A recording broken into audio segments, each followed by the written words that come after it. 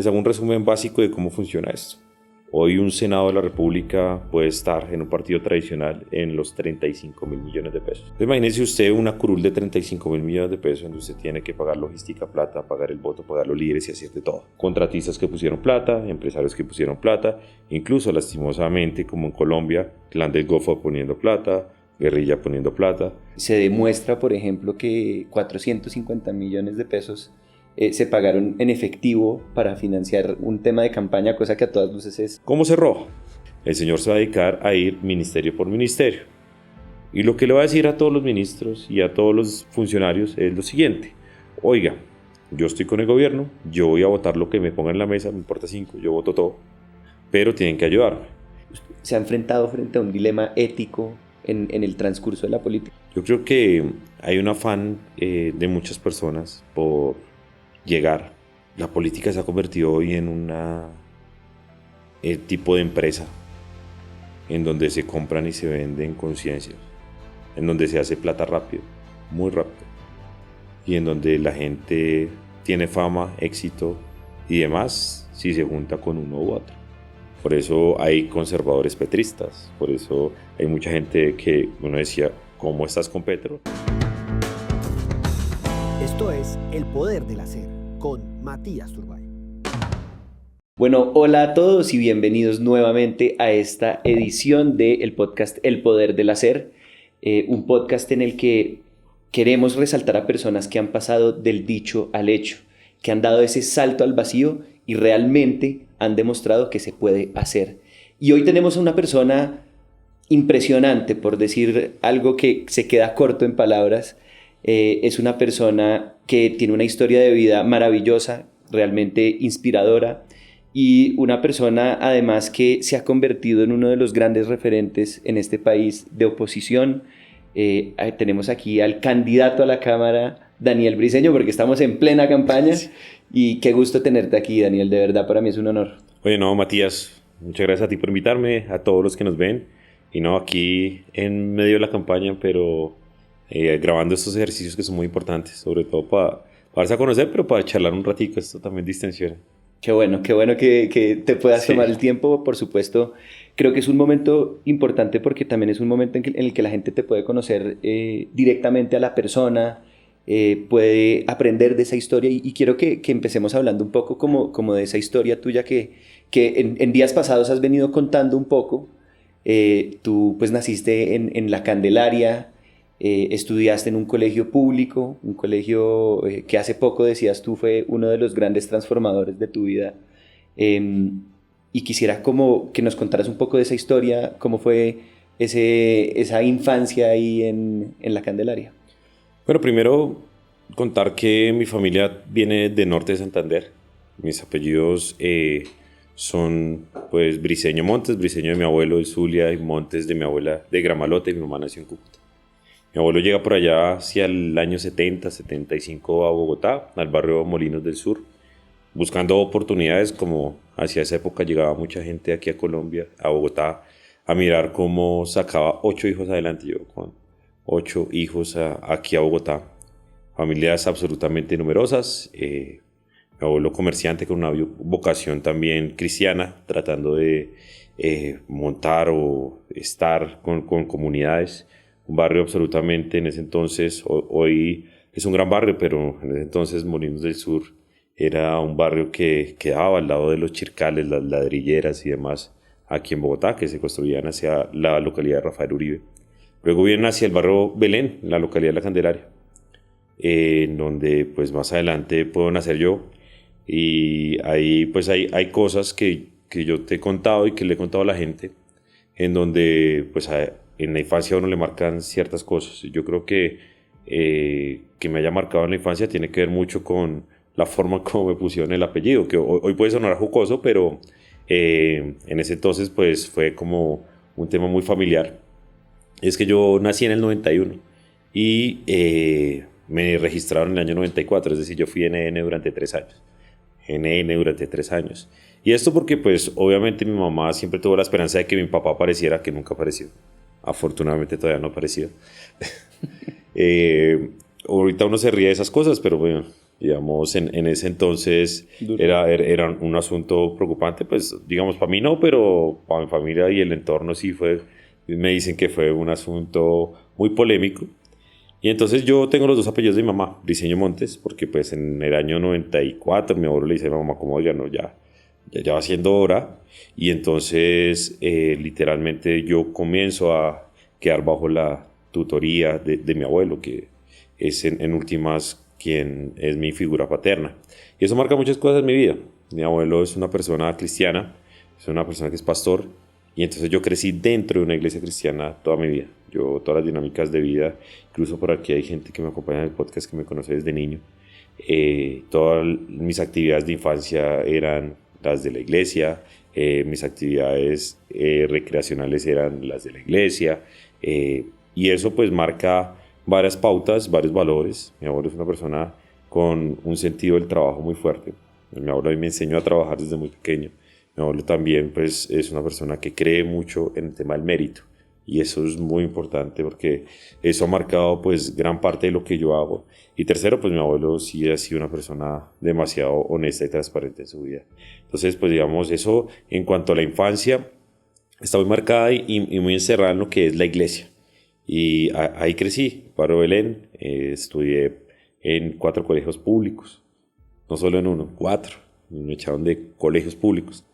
Primaria la hice en el Colegio de la Candelaria, después sexto lo hice en colegio muy malo que se llama Jorge Soto y Corral, después séptimo y octavo lo hice en la Escuela Nacional de Comercio, también un colegio absolutamente malo, y afortunadamente noveno, décimo y 11 pude entrar a este gran colegio que yo hablo, que es un colegio en concesión llamado La Giralda, que hace parte de la concesión de la Alianza Educativa, que para los que no saben qué es un colegio en concesión, es un colegio público, pero que es administrado por privados. En este entonces la Alianza Educativa está administrado en una concesión en una unión temporal entre la Universidad de los Andes, el Gimnasio de los Cerros, el CNG, creo que están los Nogales, y entonces pues ellos son los que ponen los profesores, ellos son los que hacen como tal la etapa de formación de los niños, y pues uno no está en manos de FECODE. Por eso es que hay tanto enemigo de esos colegios. Claro. Claro que, y que bueno, te voy a decir un dato que de pronto no sabías. Mi familia también, por el lado de mi mamá, cucuteña. ¿Ah, sí? Entonces tenemos ahí raíces cucuteñas y canal de Cúcuta. Pero sí, me impresiona mucho porque tú has hablado mucho de tu abuelo como esa gran figura y me surge esta pregunta de pura curiosidad. ¿Tu abuelo tuvo que ver en tu decisión de tomar o de estudiar Derecho en algún momento o eso fue una decisión de dónde sale? Mira, yo terminé estudiando Derecho en el externado por unas coincidencias de la vida. Pues obviamente yo estaba en 11 y pues nosotros no teníamos plata para pagar la universidad. Pero pasó algo muy curioso en la historia de mi abuelo. Es que mi abuelo una vez se le perdió la cédula. Y esa cédula pues cayó en el piso y un habitante de calle tomó la cédula de mi abuelo y se la metió aquí en el bolsillo.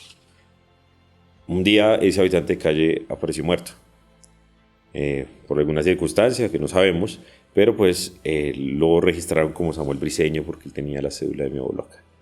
Entonces a mi abuelo le declararon muerto y mi abuelo era una persona pensionada. Entonces, mi abuelo duró como 8 años en un proceso larguísimo ante la justicia tratando de hacerse pasar por vivo. Es decir, un proceso de reconocimiento larguísimo, pues obviamente le suspendió las mesadas pensionales y demás, todo. Abrieron procesos pues, de sucesión, bueno, una locura, porque el sistema lo declaró como muerto. Entonces le tocó irse a un proceso larguísimo, casi de 8 años, para que el Estado colombiano reconociera que estaba vivo. Una cosa absolutamente absurda, pero preciso, consiguió que cuando yo estaba en 11, pues a mi abuelo le llegó todo el retractivo de la pensión, y pues yo había crecido con mi abuelo, entonces mi abuelo me dijo, yo le puedo pagar la universidad donde quiera, y realmente la que influyó en tomar la decisión de estudiar Derecho es una prima mayor que estudió Derecho en el externado porque yo quería estudiar Ciencia Política en los Andes. Entonces me dijo, no, estudié Ciencia Política. ¿Buena decisión o mala decisión? No, muy buena decisión. Yo creo que buena. Sí, muy buena decisión. Y no tengo nada contra los politólogos, pero digamos, el Derecho sí es una carrera que por lo menos pues te lleva a muchos más lugares, por lo menos en materia laboral. Aunque ya tenemos demasiados abogados. En Colombia ya no necesitamos más abogados. Claro que ya vamos a llegar a hablar del SECO, pero algo de eso tiene que haber estudiado Derecho, sin duda. Claro, entonces ahí ingreso al externado. pues comienzo a entender el tema de la política. Yo ya venía con una venita en la política porque pues por la iglesia donde mi abuelo estaba, pues siempre había pasado a Mel Rojas, que yo lo conozco desde niño. Mel Rojas, para los que no saben, es un concejal de Bogotá, un gran amigo mío, un gran señor, que siempre ha representado como tal a las iglesias cristianas en Bogotá. Y entonces, pues obviamente yo crecí viendo a Mel en la casa, él es muy amigo de mi abuelo y demás, y entonces a mí ya desde pequeño me venían metiendo el tema de la política, ya venía viendo el tema de la política. Y pues me meto a estudiar Derecho en externado, me comencé a gustar mucho más la política y por allá en el tercer año de Derecho, que eso es 2011, me dice, oiga, ¿por qué no se presenta a la consulta que hacía entonces el partido de la U para elegir ediles? ¿No? Hicieron una consulta abierta en el año 2011, entonces, láncese por la Candelaria. Yo me lancé a la consulta y pues saqué 71 votos. Una gran votación para hacer el primer ejercicio, pero pues no quedé entre los 7, claro. Entonces no fui candidato en el 2011. Entonces pues nada, ahí yo ya venía con el tema político. En 2010 había estado muy activo, pero pues muy de volantero en la campaña de Germán Vargas Lleras. Mi primer voto a la presidencia fue el de Vargas Lleras. Hay una cosa muy extraña, y es que a mí nunca me cayó bien Santos. Entonces yo voté por Vargas Lleras cuando todos mis amigos estaban votando por Santos, que era el de Uribe. Mi familia, todos, mi abuelo que es 100% uribista de toda la vida, estaba votando por Santos, y yo fui el único de mi familia que voté por Vargas Lleras, y al final yo tenía razón. Pero bueno, más allá de eso, pues hice todo el ejercicio en el externado, estudié, me eligieron representante de los estudiantes dentro de la universidad, me comenzó a gustar muchísimo todo este cuento de la política. Y me gradué y pues obviamente a mí me gustaba la política, pero también me gustaba la rama judicial. Entonces yo, pues la formación del externado es muy hacer juez, ser magistrado y demás. Y hice la judicatura en un juzgado y a los 2 meses ya sabía que yo no quería ser juez. Y no, qué cosa tan dura. Es duro, eso es de admirar a quienes se deciden meter a la rama, pero... Claro, yo hice judicatura en la jurisdicción contencioso administrativa y sustanciaba tutelas y no, dije no, aquí no va a estar. Aquí no va a estar, lo mío sí definitivamente es la política. Y en el año 2015 volvió a aparecer Emel. Entonces Emel me dice como, oiga, me voy a lanzarle consejo yo esta vez. Entonces, pues lancé ese ADIL, voy por un movimiento nuevo que se llama Libres en ese entonces, no era con Bajo Libres, sino Libres, y entonces pues nos va a recoger firmas. Entonces, ¿cuántas firmas hay que recoger para tener una lista en la Candelaria? Pues hay que recoger una cuestión como unas 3.000 firmas, una vez así. Me puse juicioso a recoger mis firmas, escribí mi candidatura, y pues nos tumbaron la lista porque sabes que las firmas liquidan unas firmas que no son legibles y demás, entonces no alcanzamos el mínimo de las firmas, entonces no fui candidato otra vez. Sí, es curioso porque creo que ya lo habíamos hablado en algún momento, pero paralelo a toda esta circunstancia, yo también estoy estudiando Derecho en la Javeriana y yo tuve la oportunidad de conocer a Roberto Inestrosa, que en ese momento, en el 2015-2016, era presidente del Consejo. Claro, que él fue la cabeza de Cambio Radical en esa elección 2015 donde fue con Peñalosa, sí, correcto. Y yo en algún momento tuve la oportunidad de conocerlo y le dije, oiga, yo quiero trabajar en el consejo, quiero conocer cómo funciona el consejo. Y en ese momento él me dijo, sí, pero no le puedo pagar nada. Yo, bueno, pues no me pague nada, pero déjeme conocer el consejo. Y me acuerdo verte a ti en algún momento, yo no sé si estabas ya como asesor de Mel en ese momento, pero curioso los pasos de la vida y yo, digamos, pude ver todo ese proceso de lanzarte a DIL hasta lo que estás ahora y creo que es una historia muy bonita de persistencia y de cómo poder hacer, porque realmente de eso se trata este podcast, el poder del hacer y cómo haciendo se puede lograr los sueños pues, que uno se proponga. En ese paso por el consejo, como ¿qué aprendizaje te dejó y qué aprendizaje le transmitirías a las personas que quizás están en un proceso como jóvenes pretendiendo meterse a la política? Mira, yo creo que si algo me marcó el consejo a mí, y es que cuando tú miras toda la trayectoria del consejo del cual salí hace 3 meses exactamente, es que yo entré de consejo en el cargo más pequeñito y salí como concejal. Entonces, pues la primera cosa que me dejó en el consejo es que si uno trabaja duro, uno puede crecer, pero hay que también tener pues algo de arrojo, y esto te lo digo porque después de todo este ejercicio de Mel, pues Mel llega al consejo, se elige, y estas son anécdotas que yo siempre molesto mucho a Mel, porque pues Mel arma su equipo en el consejo y no me llevó. Entonces el primer arrojo que yo tuve fue decir, oye, ¿usted por qué no me ha llevado al consejo a mí? Yo quiero trabajar allá en el consejo. Entonces pues ahí tuve que hacer una modificación y entonces me llevó al consejo. Eso sí, me dio un cargo pequeño, pero igual yo estaba recién graduado, entonces estaba feliz. Entra al consejo, pues Emel trae un equipo político, jurídico y demás consolidado hace muchos años. Entonces pues había como unas jerarquías y demás. Pero yo sí comencé como a traerle a Emel y a meterlo como en innovaciones y decirle, oiga, esto debería ser así. Entonces yo comencé a crecer dentro del equipo a tal punto que en el primer año, 2016, finalizando el primer año de periodo de Mel y de Peñalosa, yo en el equipo de Mel ya era el abogado, el coordinador de la UAN, era jefe de prensa y él manejaba las redes sociales, ya hacía todo. Y eso porque pues obviamente pues uno trabajaba 10, 12, 15 horas, a mí no, o sea, digamos, a mí nunca me ha importado trabajar de más. Yo sé que hay mucha gente que tiene unos límites y que le gusta trabajar de 8 a 5 y que le gusta hacer otras cosas en la vida, está bien. Pero pues uno tiene también que entender que cuando uno quiere tener sueños y quiere crecer más allá de lo común, pues sí hay que dedicarse mucho más. Entonces estuve ahí con Emel 2 años y medio, 3 años, con algo muy bonito. Aprendí mucho de Bogotá. Eso sí, el Consejo de Bogotá es una escuela impresionante. Ese periodo pasaron las decisiones más grandes de Bogotá, pasaron por ese consejo. El Metro de Bogotá, pasaron la construcción de los centros Felicidad, pasaron la construcción de la 68, la construcción de la séptima, la construcción de la Nueva Cali, la construcción de la ampliación de Transmilenio hacia Usme, todas las grandes obras en un paquete de inversión de Peñalosa de infraestructura, que era una vaina monstruosa como de 50 billones de pesos, pasó por el Consejo de Bogotá. Entonces uno estaba pendiente de todo, porque eso era proyecto tras proyecto. Se creó la Secretaría de Seguridad, se creó la empresa Metro, se hizo de todo en ese gobierno. Y antes de finalizar, ahí pues tengo la oportunidad de conocer a Miguel Uribe, por ejemplo. Miguel Uribe es secretario de gobierno, y ahí fue que lo conocí. También tuve la posibilidad de conocer a otra persona, Andrés Forero, que hacen parte después de todo el engranaje de donde estoy.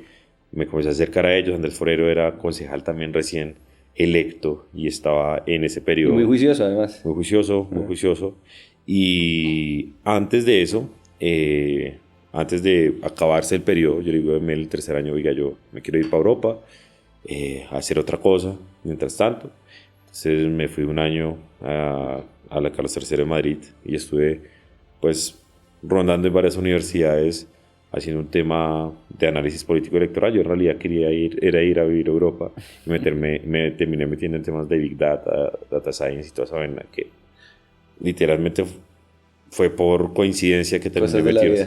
Sí, no, porque yo que eso que escoges la maestría porque realmente quieres vivir la experiencia, pero terminas en una maestría en donde dices, y esto no fue lo que pedí, pero pero pues hay que sacarla de la... Pero pues sí, todas las cosas pues lo llevan a uno a otro punto.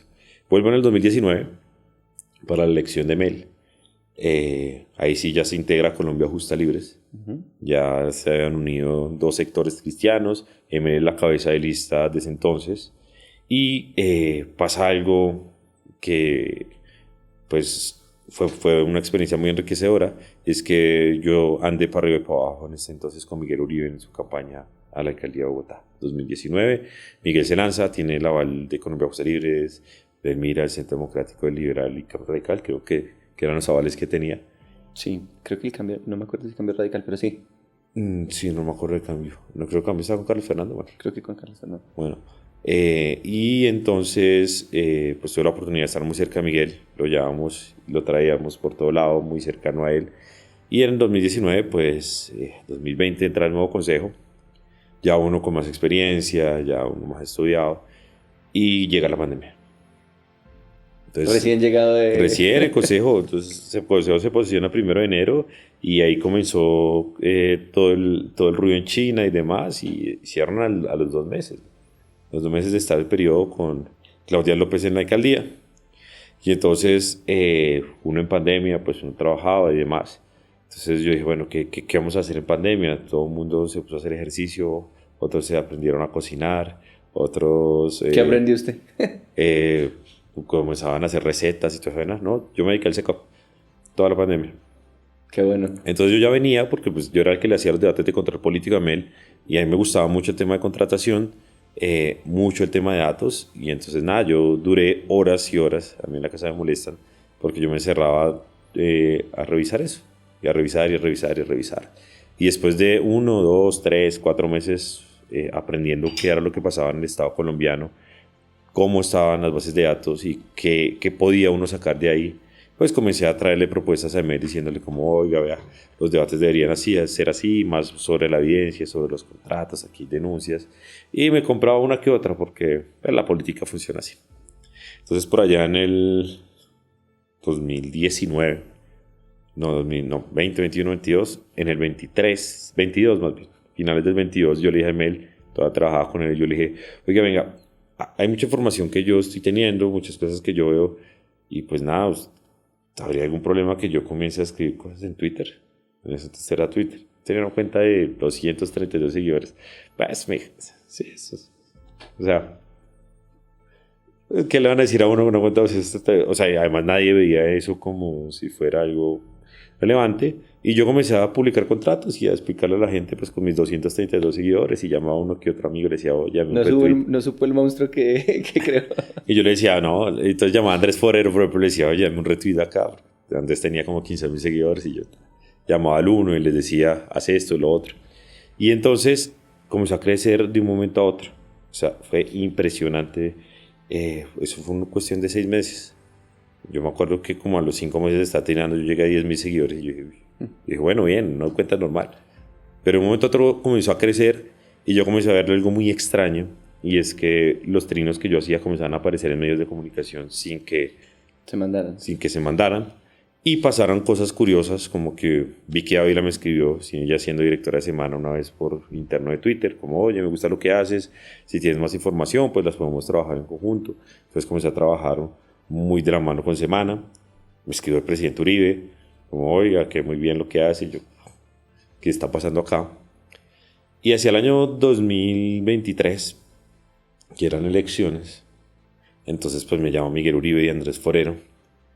Me dicen, oiga, que el presidente lo quiere conocer, el presidente Uribe. Y bueno, yo trabajo con Emel todavía. Entonces Uribe me dice como, oiga, Daniel, a mí me gusta mucho lo que hace, ¿por qué no le lanza el consejo?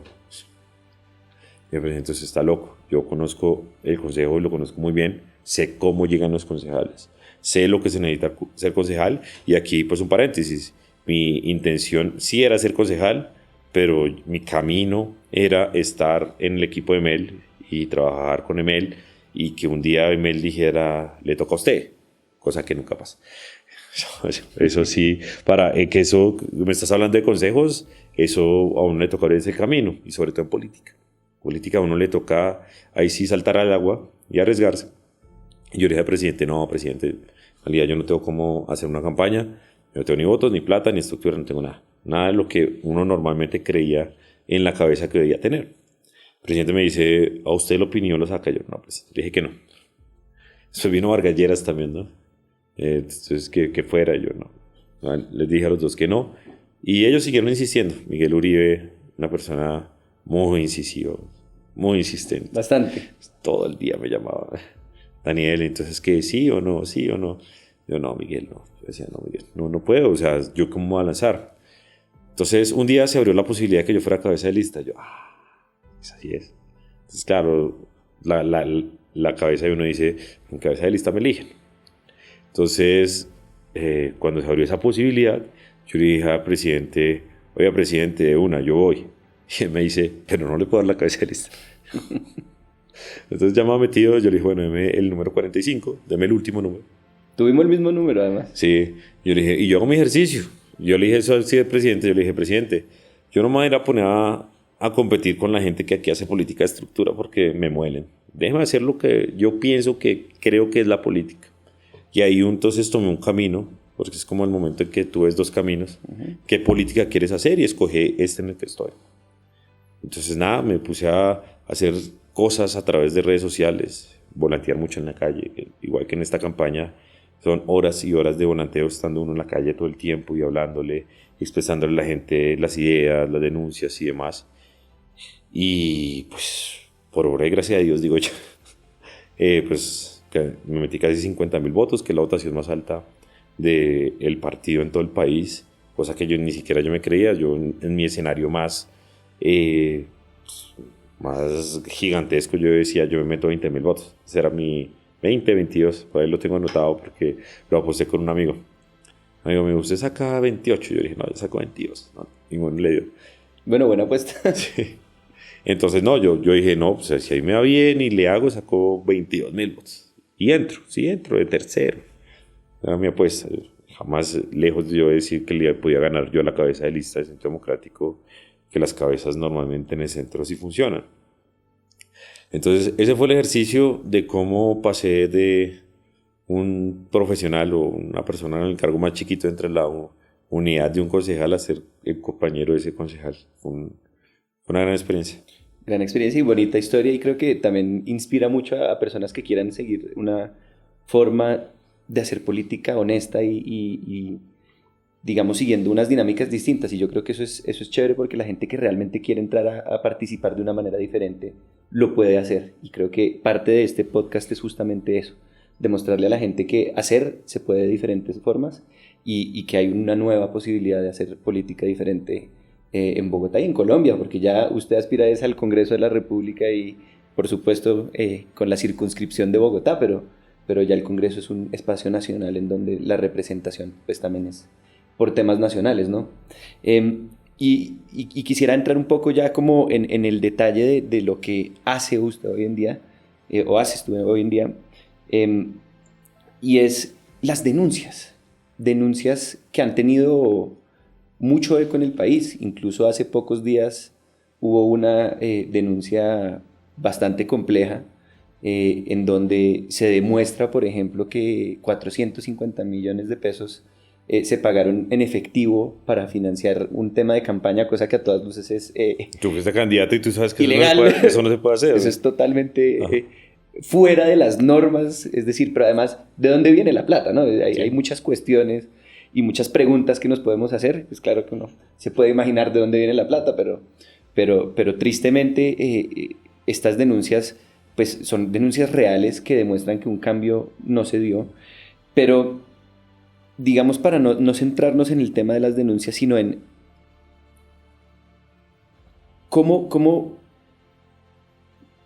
mejor dicho, si tú pudieras estar del otro lado, si tú estuvieras en el lado del Ejecutivo, ¿qué harías diferente frente a lo que criticas hoy? Es decir, ¿cómo transformar lo que está pasando en Colombia, que es un modelo que tristemente tiene años enteros en donde la corrupción ha sido la norma?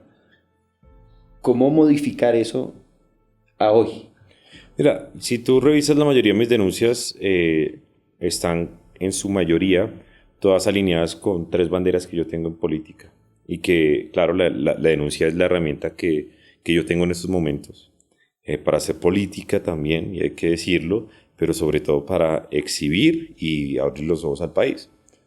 Pero más allá de la denuncia, que es el instrumento, de fondo, yo lo que le estoy planteando al país es una discusión sobre el tamaño del Estado, sobre el derroche en el Estado, y tercero, que es muy importante, sobre la necesidad de que en Colombia sean más importantes los esfuerzos del sector privado que los esfuerzos del sector público.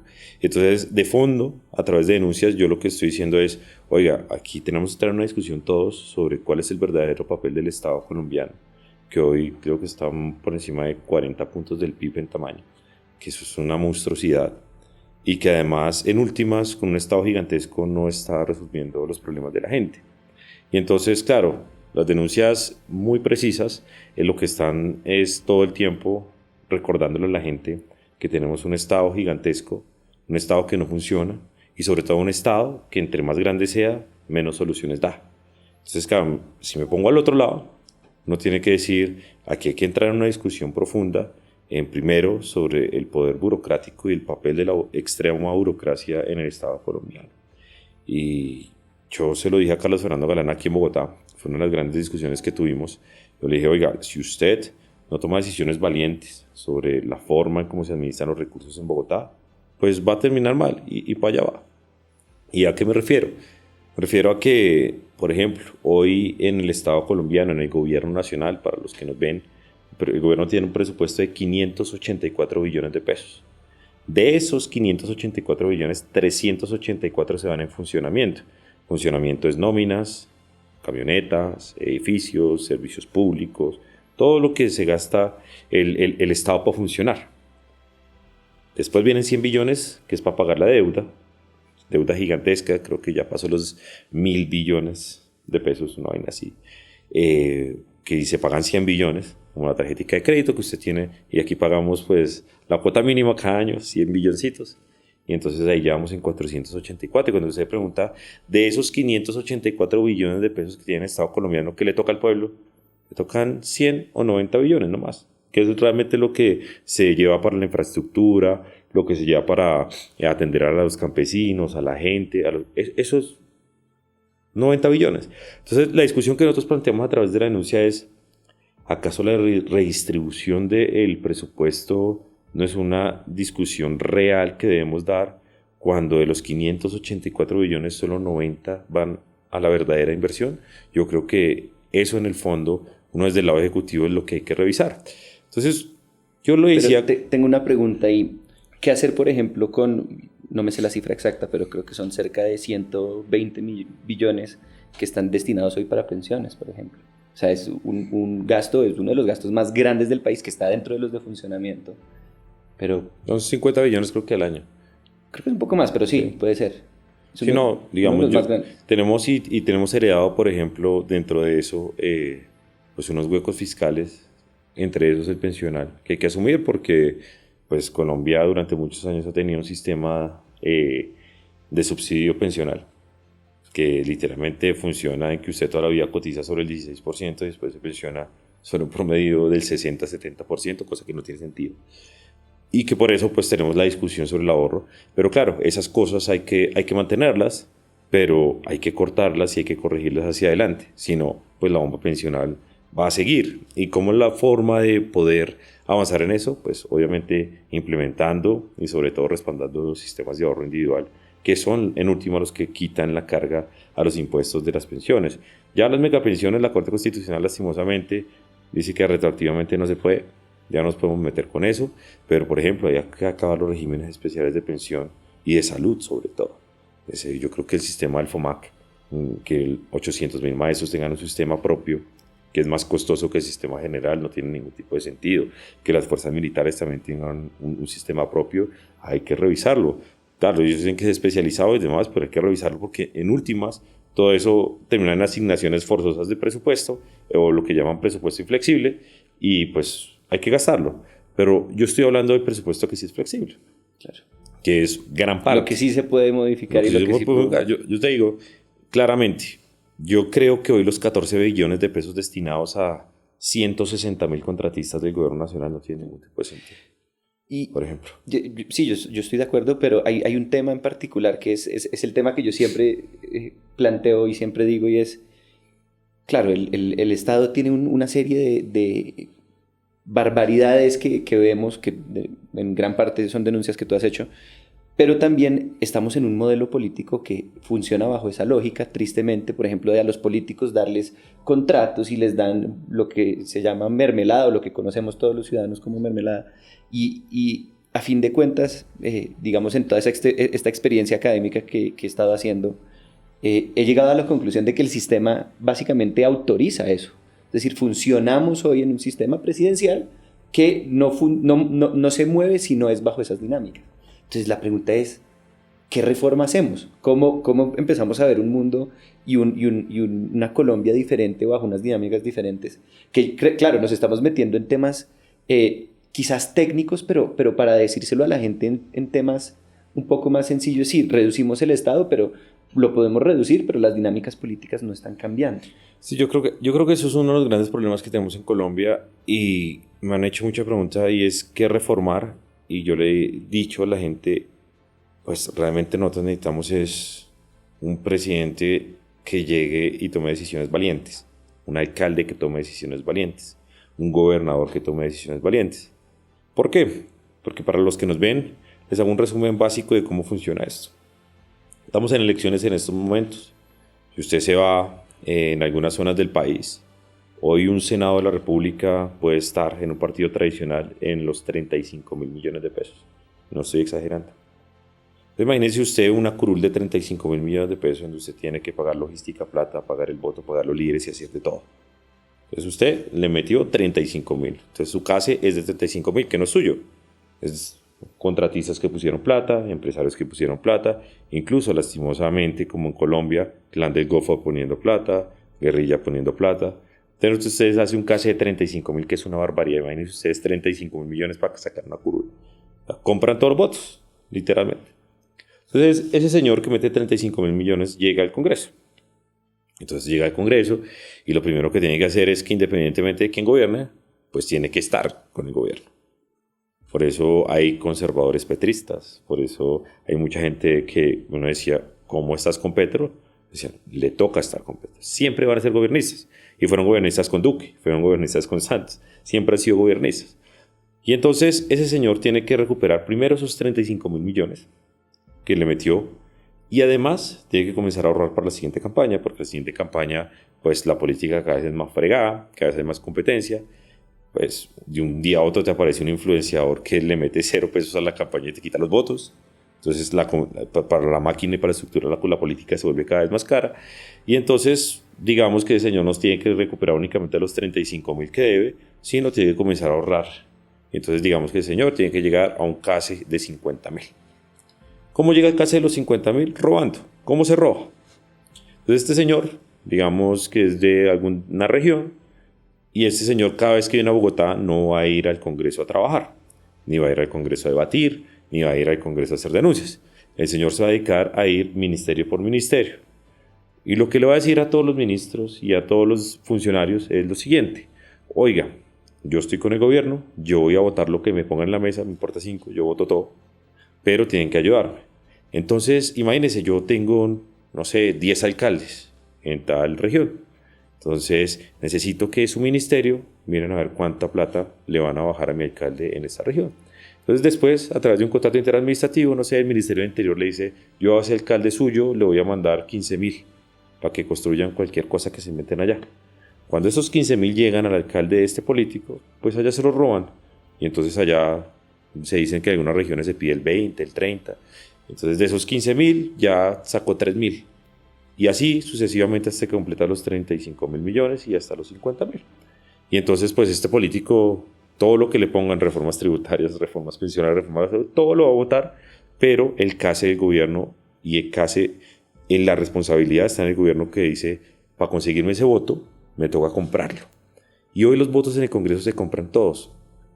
Y si, por ejemplo, si era un representante a la Cámara de la Comisión de Acusaciones que investiga al presidente de la República, lo que se dice dentro del Congreso es que te vuelves millonario. Porque no solo te van a dar participación, sino te van a dar plata en efectivo. Es que a la gente no le puede olvidar que tenemos al presidente del Senado y al presidente de la Cámara en la cárcel por este tipo de cosas. Entonces, así funciona. Todo el mundo hace, y esto se repite en su ciclo cada 4 años. Y a los 2, a la mitad del periodo del Congreso, pues tienen que aumentar la plata porque toca elegir a sus alcaldes y a sus gobernadores y a sus concejales. Entonces, cada 2 años este país entra en una especie de campaña en donde los recursos públicos que deberían ir para la gente realmente son recursos públicos que van a financiar campañas y a manejarse de forma de campaña. Entonces, por eso te digo, aquí hemos prohibido los cupos indicativos, prohibimos la mermelada.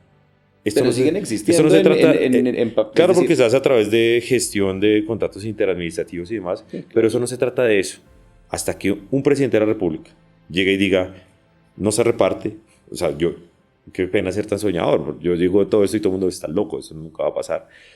Y mire, yo sé que Rodolfo Hernández, que en paz descanse también, él terminó en problemado, las cosas de la vida, un man que combate la corrupción y terminó en medio de un proceso de corrupción, pero si él hizo algo en Santander que revolucionó y casi lo pone en la presidencia, es que él durante 4 años no le dio nada a ningún concejal, nada, nunca. ¿Y sabes qué pasó a los 4 años en las siguientes elecciones, el 80% del Consejo de Bucaramanga se renovó. ¿Por qué? Porque les quitó el oxígeno. El 80, 70, 80% se renovó. Y entonces ahí fue que entraron las nuevas caras, incluso la entrada del el último alcalde de Bucaramanga, de Jaime Andrés y demás, se da por toda esa revolución de Rodolfo Hernández, que por lo menos sacudió la política y dijo, rebarajemos y entren nuevas caras. Puede que después decepcionen y demás, pero por lo menos ahí se sacudó, cosa que no hay en el Congreso en estos momentos. Entonces yo creo que si tú me lo preguntas, eso no se trata ya ni de reformas, ni cómo vamos a modificar, aunque sí hay que hacer ciertas cosas, pero esto es de decisiones valientes. Y hasta que no llegue un presidente, un gobernante, un alcalde, un gobernador, que diga, oiga, venga, en serio nos vamos a poner a darle la plata a la gente y no a los políticos, pues va a ser muy difícil. La dinámica no se cambia si uno sigue normalizando esto. Y yo, pues, trato de ser de los soñadores de no normalizarlo. Qué bueno. Pues interesante y además buena forma de describir lo que tristemente pasa en este país. Yo quisiera preguntarte, porque es algo que creo que a todos que hemos estado en política nos preguntan, y es, ¿se ha enfrentado frente a un dilema ético en el transcurso de la política? Y yo creo que la respuesta es, desde que uno tenga los valores, no, pero igual siempre se presentan cosas que lo ponen a uno, por ejemplo, causas que uno defienda o situaciones que se presenten, pero has tenido una situación que tú digas, me puso en una coyuntura complicada entre tener que tomar una decisión por esto o por esto. Todo el tiempo, digamos, yo en el consejo, normalmente yo me quedo votando muchas veces solo, pero la primera vez que tomé la decisión de votar solo fue una decisión difícil. Y recuerdo que de las cosas que me quedé votando solo es que al consejo se le dio, y a los concejales se les dio por aumentar el presupuesto de sus unidades de apoyo normativo, de sus asesores y demás, y subirlo casi a 52 salarios cuando el Congreso tiene 50. Entonces, pues obviamente era una norma que todo el mundo estaba feliz. O sea, tengo que decir, de mi partido todo el mundo estaba feliz, de los otros partidos, el pacto histórico, todo el mundo estaba feliz desde el pacto de Centro Democrático. Entonces yo me enfrentaba al dilema de la presión de la mayoría frente a lo que yo creo y lo que le había dicho a la gente, y es que yo jamás iba a votar, y es lo que estoy diciendo en este momento igual, yo jamás voto la ampliación ni de burocracia ni el aumento de impuestos. Yo nunca te voto eso. Y entonces, pues claro, parecía una norma que iba a salir fácilmente, el gobierno Galán metido en el juego porque le quería dar contentillo a los concejales porque se venía una reforma tributaria. Entonces comenzó ese juego como de te ayudo así y después tú me ayudas acá. Entonces nada, yo me paré un día y dije en el consejo que iba a votar que no, el micrófono. Fue incomodísimo porque es 44 mirándote rayado, pero al final logramos varias cosas. Al final logré que por lo menos mi banca votara que no. Claro, porque eso se enteraban en el partido y ¿cómo van a votar esa vaina? Votaron que no. Y bueno, al final me di cuenta que al final lo aprobaron. Me quedé votando solo, pero al final lo aprobaron. Y mi bancada públicamente dijo que aunque lo hayan aprobado no lo iban a usar. Pero antes de salir me enteré que todos lo habían usado menos yo. O sea, ellos aunque votaron que no y dijeron que no lo usaban, lo usaron. Pero bueno, son cosas de la política. Y pasó también la reforma tributaria. También voté en solitario. Y entonces los puestos de la personería, que esos son, y pues obviamente el personero llamando, los amigos llamando, oiga, ayuden, tal. Entonces esos dilemas toda la vida entre la presión de la mayoría, la necesidad pública, y aquí hay una cosa que yo siempre he dicho, yo jamás pongo, por ejemplo, una necesidad burocrática o una necesidad de funcionamiento estatal por encima de la necesidad de un empresario.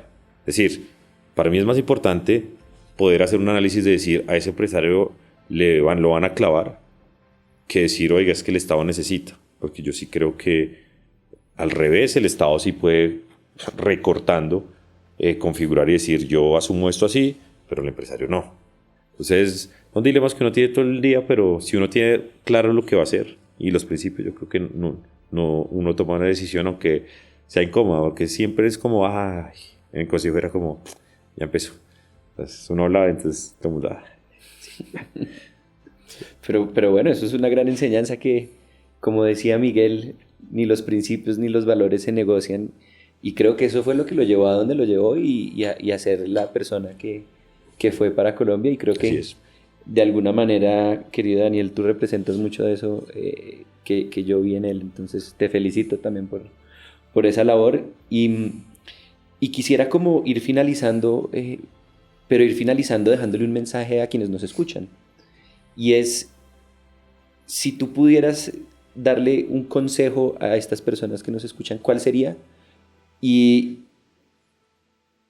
también, ¿qué consejo no les darías? Es decir, porque hay mucha gente que dice, no, yo le doy un consejo y todo el mundo sabe de cosas, pero realmente la gente que ha hecho es la gente que yo creo que puede dar esos consejos. Entonces, ¿qué mensaje le dejarías? No, primero, mira, si uno quiere hacer cosas por sí misma y tener sus propios proyectos, yo creo que hay que saltar.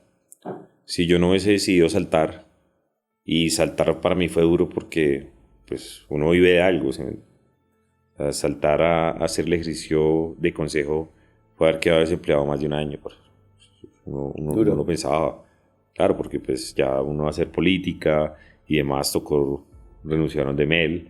También, pues obviamente ahí hubo como ese desprendimiento. Ahora somos muy amigos, pero en ese entonces hubo como tal una tensión fuertísima. Pero pues yo decidí saltar e irme solo, que eso es también, porque otra cosa es cuando tú saltas y tú dices, "Ay, madre, tengo tal", pero empezar uno solo a hacer un proyecto, claro, tenía unos amigos y una familia que me apoyó y demás, pero pues en los ejercicios políticos se dice, no, yo me voy si tengo yo no sé qué. Entonces yo creo que hay que saltar y yo creo que muchos de los problemas o muchas de las cosas que no se han hecho, que uno no ha hecho, es porque pues, a uno le da miedo hacerlo. Y esto no solo en temas de política, sobre todo yo creo que eso es uno de los consejos que más dan en temas de emprendimiento. Y es que pues, los grandes emprendedores arriesgan y hay que arriesgar. Hay que arriesgar mucho. Pues uno puede que se estrelle. Afortunadamente a mí Dios me ha acompañado, no me he estrellado. Pero Yo sí me estrellé. en algún momento pasará. Sí. Digamos, la vida consiste en eso. Es que uno no las gana todas. Y uno tiene que pues también aprender a perder. Y pues yo sí le pido a Dios toda la vida y todos los días que pues cuando pase lo pueda hacer. Pero que esta vez no sea, no creo que vaya a ser. Pero en segundo lugar, ¿qué consejo no le daría? Yo creo que hay un afán de muchas personas por llegar y la política se ha convertido hoy en una tipo de empresa en donde se compran y se venden conciencias, en donde se hace plata rápido, muy rápido, y en donde la gente tiene fama, éxito y demás si se junta con uno u otro. Y pues la política es como ese único espacio en donde usted puede ascender socialmente muy rápido.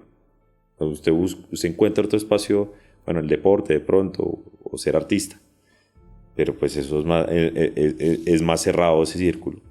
Pero si usted ve en la política, usted puede crecer rápidamente, ascender socialmente, tener plata y demás. Pero el mayor consejo que yo le daría es que piense, o que no le daría, es que no entra ya, más bien. Pretendiendo eso. Porque mal o bien, todos aquellos que lo han hecho así, siempre, tarde o temprano, siempre terminan mal. Y la política enreda mucho. La política puede estar hoy arriba rápidamente, porque hay política que se hace así, pero si usted no es consistente o no tiene como tal una estructura de fondo grande y usted no ha hecho las cosas bien, la política siempre alguien lo va a traicionar a usted. Entonces yo creo que cuando uno está consciente de los valores y los principios, pues nadie lo va a traicionar a uno porque uno sabe. Puede que la gente te engañe y demás, pero si uno está consciente y es consistente, yo creo que uno puede salir adelante. Y pues a todos los que nos escuchan, yo creo que emprendan. Y claro, da miedo. Da miedo porque la segura es, para mí, en mi vida la segura era seguir con Emel. Que un día se cansara y me dijera, oiga, le toca a usted, aquí está mi estructura, aquí están mis ediles, aquí están mis líderes, cójalos y yo les pongo los votos. Ese era mi camino seguro. Seguir con un buen sueldo porque yo ya, antes de salir de Emel ya era asesor 6, 5, es que era. Porque eso es un gran salario, estaba cómodo, podía ir de viaje, me pude haber estudiado. Cuando llegué a Europa no tuve el problema que tiene mucha gente cuando vuelve del exterior. Es que yo llegué a Europa y el otro día me posicioné nuevamente, o sea, sin ningún tipo de problema. Entonces, ese era mi lugar seguro. Pero pues decidí irme hacia otro lado y hacer lo que yo creo. Yo creo que el haber saltado pues sirvió mucho. Pues querido Daniel, muchas gracias No, a por ti. esos mensajes, muchas gracias por compartir con las personas que nos escuchan, porque más personas conozcan esa historia de vida que, como lo he dicho acá y te lo digo a ti, es una historia que inspira mucho. Entonces, te agradezco por este espacio. Sabemos que estás en campaña y que andas con el tiempo corto, pero nos has dado un gran tiempo acá. No, a ti, a ti. Entonces, pues nada, agradecerles a todos y muchos éxitos. Esperamos ver esa gran votación Esperamos que este sí. 8 de marzo. No, a todos ustedes, Matías, a todos los que están en la producción y a todos los que nos escucharon. Muchas gracias, Dios los bendiga.